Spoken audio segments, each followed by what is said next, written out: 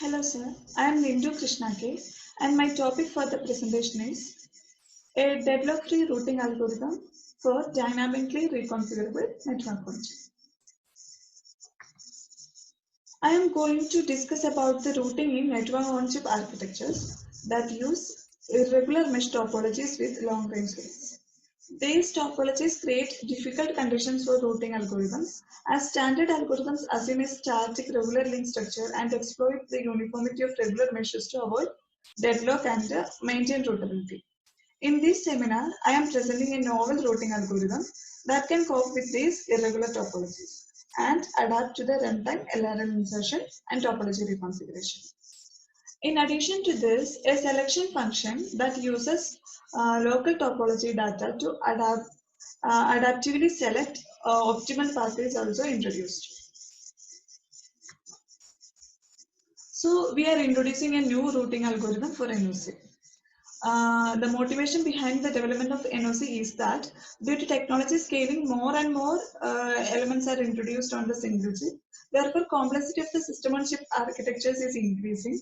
In addition to that, heterogeneous cores are used more and more commonly. So one of the core may have more processing power and the other may have less processing power. So their bandwidth requirements are high. So traditional bus architectures are no longer able to support these requirements. The limitation are they have RC delay, they suffer crosstalk, they are not scalable, and their bandwidth is limited. So network on chip or NOCs, as they are called, transfer data in the form of packets. They follow a layered protocol stack similar to wide area network. They contain processing elements, network interfaces, and routers. Processing elements basically perform manipulation on the data.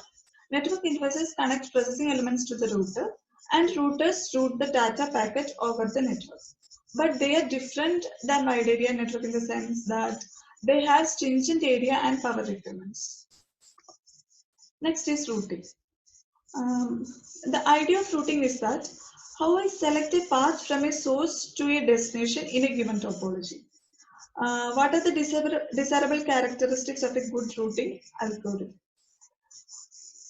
Even if there are non-uniform traffic pattern, that is some sudden burst of data that is coming from one source going to one particular destination, or something else is happening that suddenly requires more bandwidth to be given to one particular node or element, we should be able to handle that. I should be able to balance the load and spread it out among all the links ideally. Next is minimize the latency.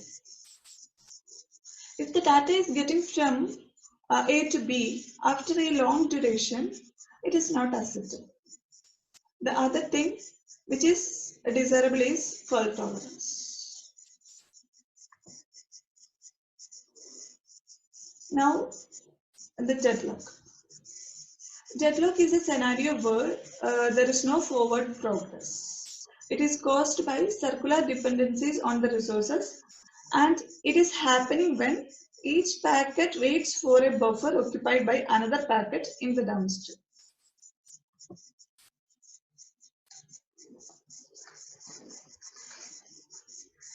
This happens because a packet which is traveling in the X direction trying to go to Y direction, and some other packet traveling in Y direction wanted to go to X direction. Like that, it forms a cycle. So this kind of movements have to be broken. So how we are going to handle that? Avoid cycles in routing. In the case of dimension order routing or XY routing, there is no cyclic dependency or circular dependency. And the next is restrict the turns each packet can take, and avoid deadlock by adding more buffer. Or if deadlock happens, we need to have a mechanism by which we can detect it, and once it is detected, then we can break deadlock by preemption of buffers.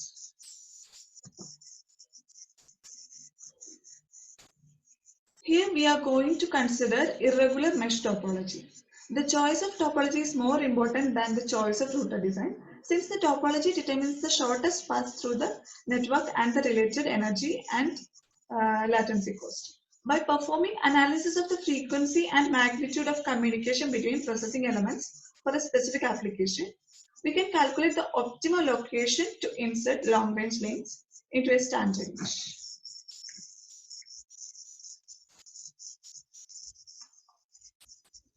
Our approach to accommodate dynamic topology reconfiguration is to use a new technique that decomposes routing relations into two stages. The calculation of output ports on the current minimal path and the application of routing restrictions designed to prevent deadlock. LRLs causes irregularities in the network structure. These irregularities are intended to make the network more accurately mapped to the requirements of the application running on the various processing elements it interconnects. The irregularity also complicates the analysis of the network and in particular the routing algorithm. Irregular networks can also be created by occurrence of faults in the regular network. Long-range link insertion required the development of a new routing algorithm that ensured the links were used efficiently and the deadlocks were avoided. Our scenario addresses the situation where the LRS may be added dynamically to a network with the aim of improving its performance. These networks offer the functionality while minimizing increases in the router complexity. We have to limit the overhead of LRL insertion by reusing the existing router ports and wires. That is, rather than adding an extra port to each router connector to a LRL, an existing single hop link is simply replaced with a LRL.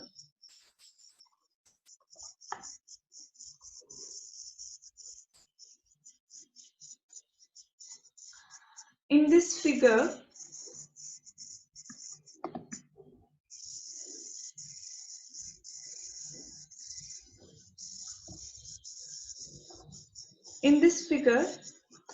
this represents an LRL, overlapping LRL. Now the packet will be bypassed by the link and cannot route normally. Here, each embedded port is disabled. Now we are going to see some definitions of the key terms. And first one is regular minimal path. It is the path that refers to a minimal path on the underlying mesh structure without considering disabled ports on the LRL. Irregular minimal path means it is the minimal path that considers the location of LRL and disabled ports. In the figure, router R2 is on the regular minimal path from R1 to R3, but not on the irregular path due to LRL. Obstructed router means it is the router at which the packet has encountered routing obstruction. Routing obstruction means the output port which is not in a default state and prevents routing along underlying uniform mesh. An obstructed port is either disabled or connected to a LRL. Forwarding router means it refers to the router traversed by the packet prior to the obstructed router. Terminal turn, it refers to the last non-zero turn of a packet.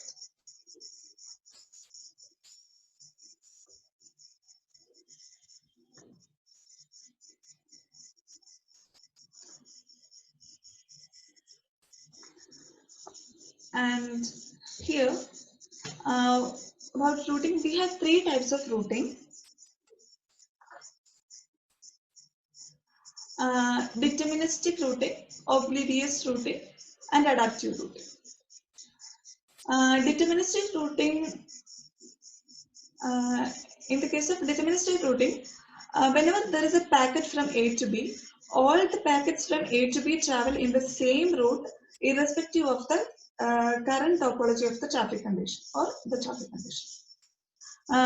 Second one is oblivious routing, where packet from A to B can take different paths, but the path switching is not based upon adaptive runtime condition.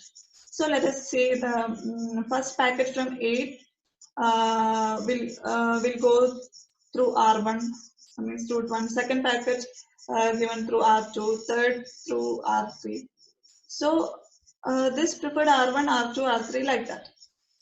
The decision is completely taken based on random choice. That is called oblivious routing. And the third category is known as adaptive routing, which takes one of the runtime input.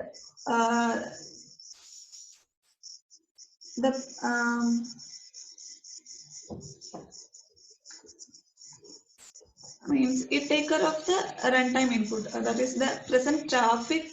It will consider the traffic and the topology systems are being studying, and based upon that appropriate decisions were taken during the runtime. This is known as adaptive routing.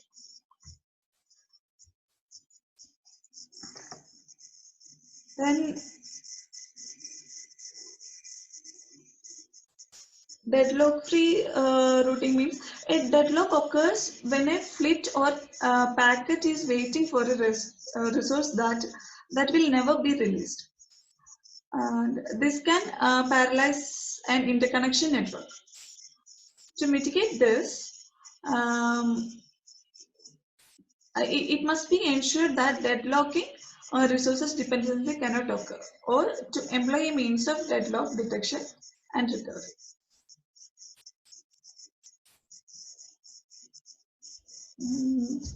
Obtaining deadlock freedom, how we are obtaining the deadlock freedom means currently there exists no general method of proving that a routing algorithm for a dynamically reconfigured topology is deadlock free, since the topology can change.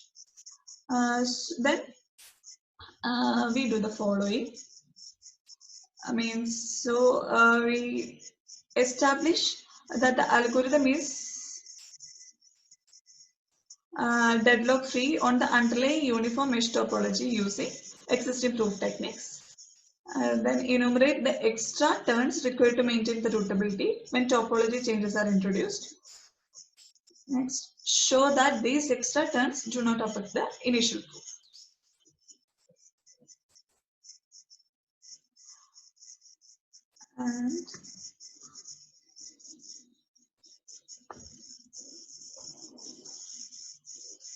And OptBypass is the new routing algorithm. It is having some requirements and constraints.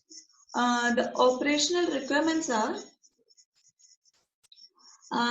packets for any source destination pair of nodes are routable at all times. The network is guaranteed deadlock free. The third one, the network is guaranteed live log free. Fourth, only the shortest routes are considered. That is, the algorithm is minimal.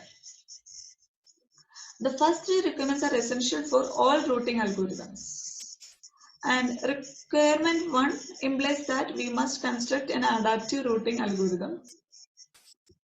And requirement 4 is to ensure that the paths taken around LRL or disabled ports are not too long, which causes excess network activity and also ensures live log cannot occur. Next is LRL placement constraints. Before the routing relation is constructed, there must be clear understanding of where LRL may be placed in relation to one another. A LRL may only be placed along a row or column with no diagonal links. Any row or column of the router that are overlapped by a LRL must be surrounded by a complete ring of routers that have no disabled output ports. Then the nodes representing the start and end of the LRL also lie on the boundary of the ring. And as long as the ring is not reached, LRL of different directions may be placed in the same column or row, there is no explicit limit on the number of separate LRLs that can be presented in a row or column. We do not allow edge nodes to be overlapped. That we can see in this figure. And this is a LRL which is valid, and this is invalid because we are not allowing overlap. And the total number of nodes that can be overlapped by an LRL is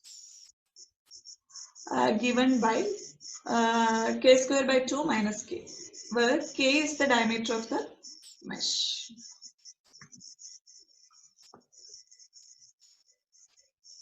Next is opt bypass. We are using opt-by algorithm as the basis of our new algorithm called opt bypass, and it is similar to opt-by but with several additions and modifications to cope with the pattern of LRL and disabled links. Our modification consists of one extra virtual channel C2W and tighter constraints on the permitted turns a packet can make. Opt-by allows packets to utilize both north or south channels when a packet has completed routing west. We never permit 0-degree turns between channels in the same direction. This is the only extra limitation with regards to the channel utilization that we impose. Deadlock avoidance of both algorithms is based on the west first turn restriction model. And there is only a single east virtual channel C1E, but two west virtual channels C1W and C2W, with an extra channel each for north and south, that is C2N and C2S. And addition over opt-by is the second west virtual channel added to the routing subfunction R1, which now supplies the channels C1N, C1S, C1E, C1W, and C2W.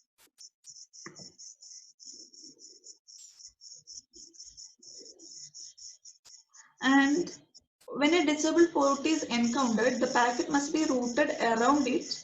If a LRL is encountered, it must be determined which port will result in the packet taking the least hops, that is taking the LRL or routing error.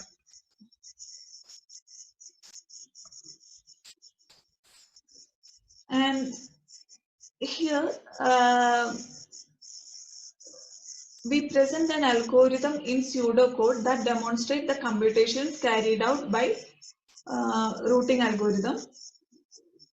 That state of C, this returns the state S of the local output channel C using topology data T, where S if the port is disabled, the value of S will be 0 and value will be 1 if port is in disabled state, and it is greater than 1, port connects to LRL of line S host.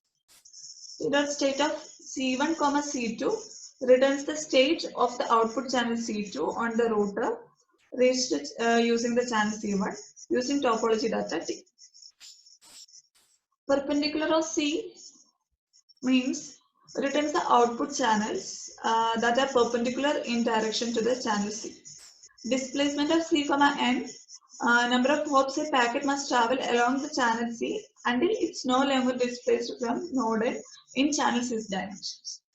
Regular outputs of N1, N2 means for the current router, return the channels on the regular minimal path from N1 to N2. And for the opt bypass, I'm showing two algorithms. And one is for the irregular minimal ports calculation for adaptive algorithms, where there is one output port on the regular minimal path. And the second one is for irregular minimal port calculation for the adaptive algorithm, where there is two output ports on the regular minimal path. And for this algorithm 1, we have initialized the C minimum. and regular output ports of n current comma n destination means for the current router returns the channel on the regular minimal path from n current to n destination. Then we are assigning the t dot state of C to this state. For this channel C, it returns the state S of this channel using this topology data T. So we got state. If state is equal to 0, C minimum is having a value perpendicular of C. Perpendicular of C means returns the output channel that are perpendicular in direction to the channel C. If state is not equal to 0, it is coming here, then length will be having a value 1 plus displacement of C comma n destination minus state. Displacement of C comma n destination means number of hops a packet must travel along the channel C until it is no longer displaced from the node n destination in channel C's dimension. Then C minimum is equal to C minimum union C, else C min is the perpendicular of C. This is the algorithm if there is one output port on the irregular minimum path. If there is two output ports, then the algorithm is this. Here this will be returning more than one output ports. So for all C element of C, we take the state, and if the state is greater than 0 and state is less than displacement of Ci comma n destination, then C minimum is C minimum union C. This is how we are calculating, and the last returning C minimum. And there are some constraints for opt bypass that we are going to see over here. The first one is the 90-degree turn from C1n and C1s to the west are prohibited. This is the west first turn restriction to prevent cyclic dependencies. Turn from C2n and C2s to C1w are not prohibited. That is here, western, we are seeing western is restriction to prevent, western is restricted, but the turn from C2n and C2s to C1w are not prohibited. Next one is the channels, C1n. Channels C1n and C1s must not be used at the source if the packet needs to route west. Next, both 0-degree turns from C2n to C1n and C2s to C1s are prohibited. Opt2i only prohibits these turns if the packet needs to route further west. We prohibit these turns at all times. Then if a packet in C1s or C1n needs to route west, the routing relation will only allocate C2w and prevent deadlock. And the fourth one is the packet may only utilize C2w when it is in the terminal channel. That is, we use C2w when it is the terminal channel. A packet may be forwarded into an LRL if the link does not extend past its destination. And the sixth one is, a packet may be forwarded into an LRL if the link extends past its destination and the packet is displaced in only a single axis, in which case the packet takes a 180-degree turn when it exits the LRL. Our method only allows this route for a packet if the path takes less hops than diverting around the LRL. And the seventh constraint is a packet may not be forwarded into a LRL if the link extends past its destination and packet is displaced in more than one axis due to the turn restrictions. Routability cannot be guaranteed for all packets that take the LRL under these conditions. And our routing algorithm permits 180-degree turns only when a packet has taken a LRL and overshot its destination. And the next is selection function.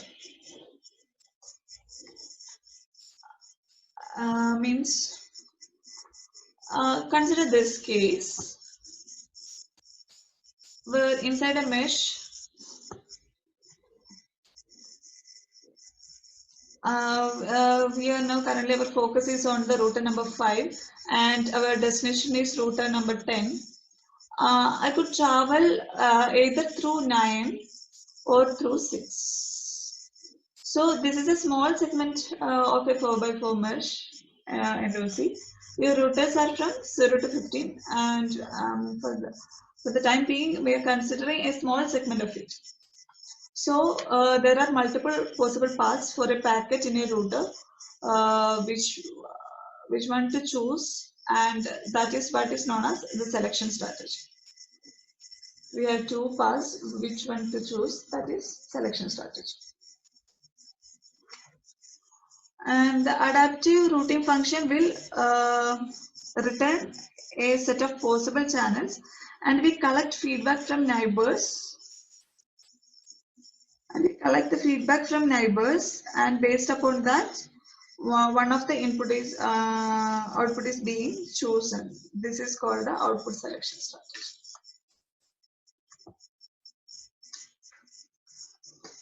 And the selection function that we are using over here is X look ahead. And each router with a port that is disabled or connected to a LRL is surrounded by a ring of guard routers. If at an obstructed router, the obstructed port does not lie on the sole regular minimal path, then the guard router can forward the packet without consequence along the alternative route. However, we can divide the traffic for which the obstructed port is on the only minimal path into two types.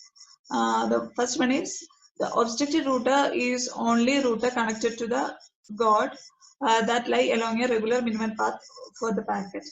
Second, the obstructed router is one of the two routers connected to the guard that lie along a regular minimal path of the packet. Traffic of type 1 must be turning 0 degree at the obstructed router. Otherwise, the guard would have two output ports on a regular minimal path. This is the traffic considered when inserting a LRL, which ensures that sufficient amount of traffic benefits from the LRL placement. The second type of traffic that can be forwarded by the guard along the alternative regular minimal path due to the LRL placement constraints, this path must be unobstructed. This reduces the amount of traffic that reaches the obstructed router and must then route around the obstruction.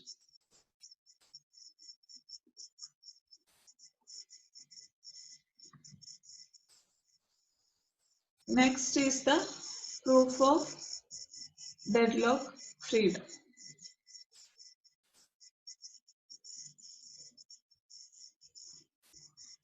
And proof of OptiBy holds for OptiBypass also, since OptiBy is the base for this OptiBypass algorithm. And we define R in terms of routing subfunctions R1 and the complementary subfunction RC, such that R is equal to RC union R1. R is the deadlock-free adaptive routing relation.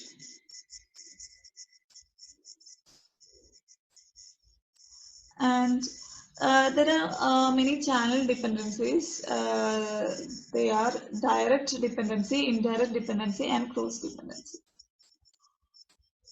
A direct dependency exists when a packet is permitted to travel from one channel directly into another.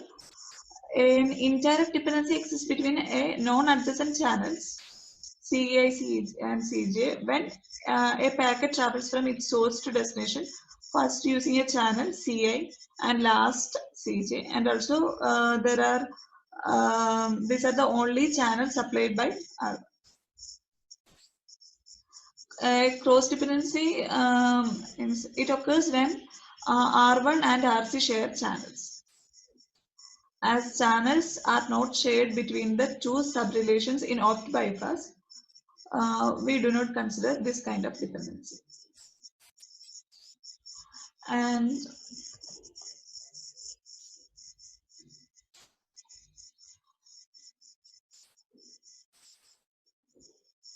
opt-by is deadlock free,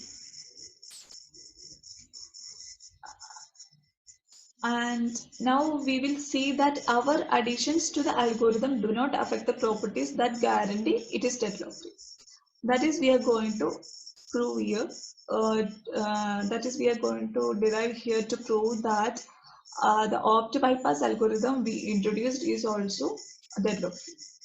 The first lemma is R1 is fully connected. The proof of it is that set of channels C1 and R1 can supply C1 that the R1 can supply is C1M, C1S, C1E, C1W, C2W. With only these channels, a packet can first route west, then adaptively north, south, and east. If necessary, C2W may be used as the terminal west channel. And the lemma 2 means R2 is deadlock free. We had the rule 4 as a packet may only utilize C2W when it is the terminal channel. But by this rule, our addition channel C2W cannot have a addition channel. This cannot have a direct or indirect dependency on any other channel. Thus, R1 remains deadlock free using west first turn model. C2W does not introduce a dependency. That is the lemma 3. Proof is R1 remains deadlock free using west first turn model.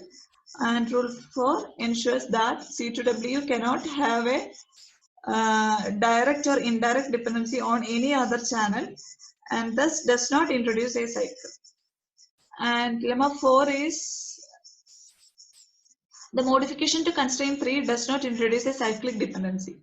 The conditions under which C1S, C1N can be utilized are a subset of those for opt-by, hence no new dependency can be introduced.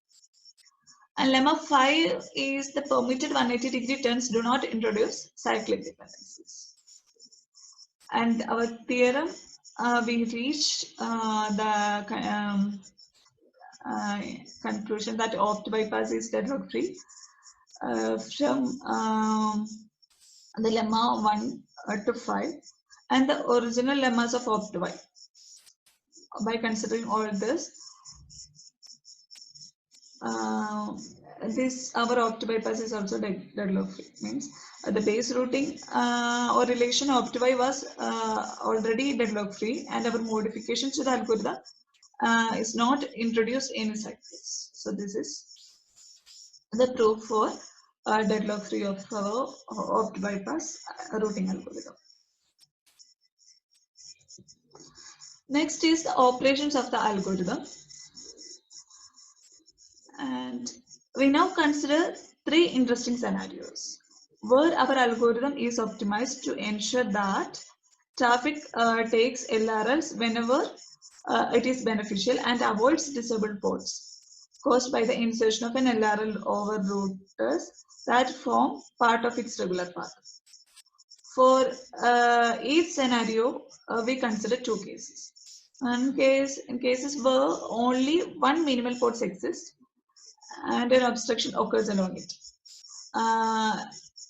Routing around must occur in that case.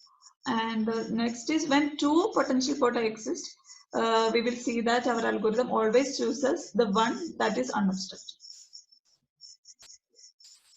That is scenario A means overlapped source. Here we are considering the source A.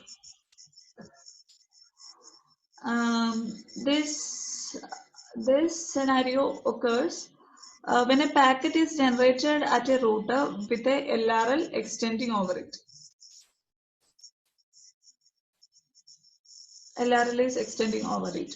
So, and an output port on the regular minimal path is disabled. So the packet must be routed around this obstruction. Output port is disabled.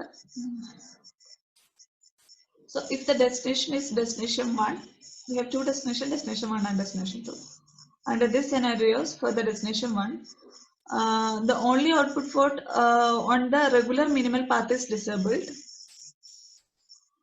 Therefore, an output port in the dimension in which the packet is not displayed must be used.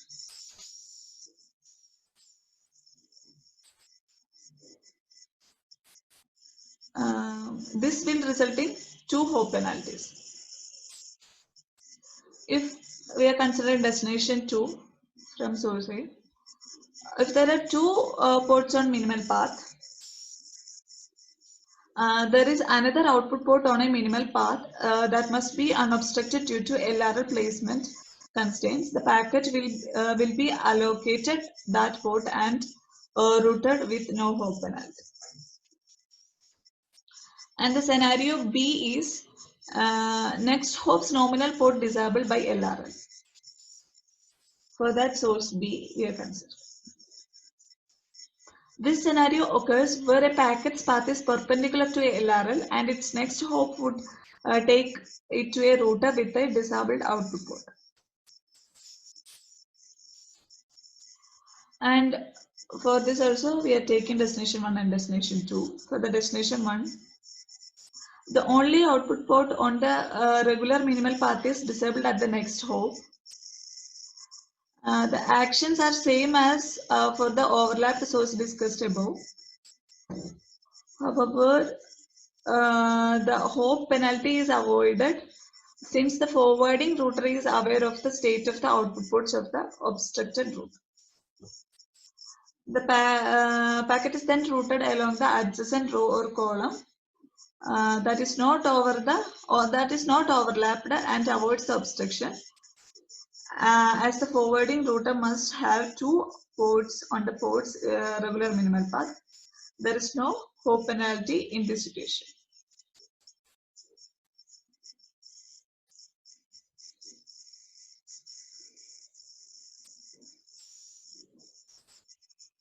And destination 2, if there are 2 output ports on the packet's minimal path, one of the port must not lead to an obstructed router. Due to the placement constraints, that one is therefore chosen and no hop penalty. And the scenario C means meet a LRL along the nominal route. For that we are considering the source C. And we have many destinations over here.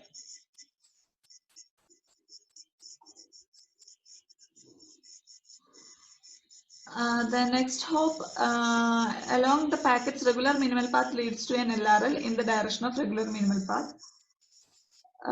There are 3 possible outcomes. If the LRL is less than or equal to the packet's displacement in the direction the LRL is taken. If the LRL is greater than the packet's displacement, then the length of the path over the LRL followed by 180-degree turn is compared to the length of the path around the LRL. Whichever of these is shortest, that is taken. We are considering the destination 1. The only port on the regular minimal path is connected to LRL, which is not on the irregular minimal path. Either the path must use a port in the dimension in which it is not displaced, or it must take the LRL and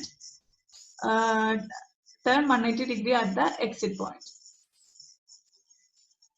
This one, or it should take this LRL and turn 180-degree. The output port that leads to the path with the least hops is returned by the routing relation. In this case, the path over the LRL takes as many hops as the path around. However, the LRL path will incur a longer path over links, so the packet is routed perpendicular to the LR. Destination 1B means at the obstructed router, one of the output ports on the packet's regular minimal path commences a LRL. In this case, the LRL is taken, the packets turn 180 degree at the exit point to reach the destination 1A.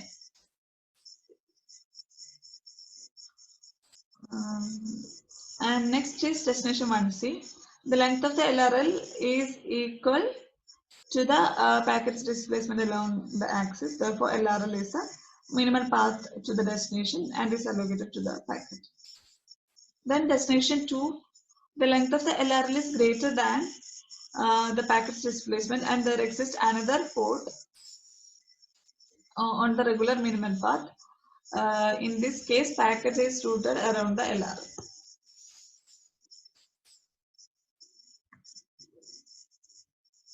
And the conclusion is that we have seen a routing algorithm of bypass for dynamic irregular mesh network that support dynamic insertion of an arbitrary number of long-range links subject to some placement constraints. This algorithm is based on the optimally fully adaptive wormhole routing algorithm for mesh networks OptBy, and so OptBypass is able to use selection functions that consider network congestions as well as local topology. We have also seen a selection function that uses the local topology data to adaptively select the channels that minimize the number of packets that must take longer routes due to the disabled ports introduced when a LRL is dynamically inserted.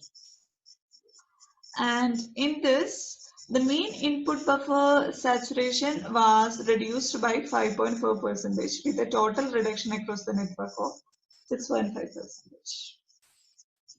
And these all are the references which I have referred for understanding purpose. And so it's finished. Thank you, sir.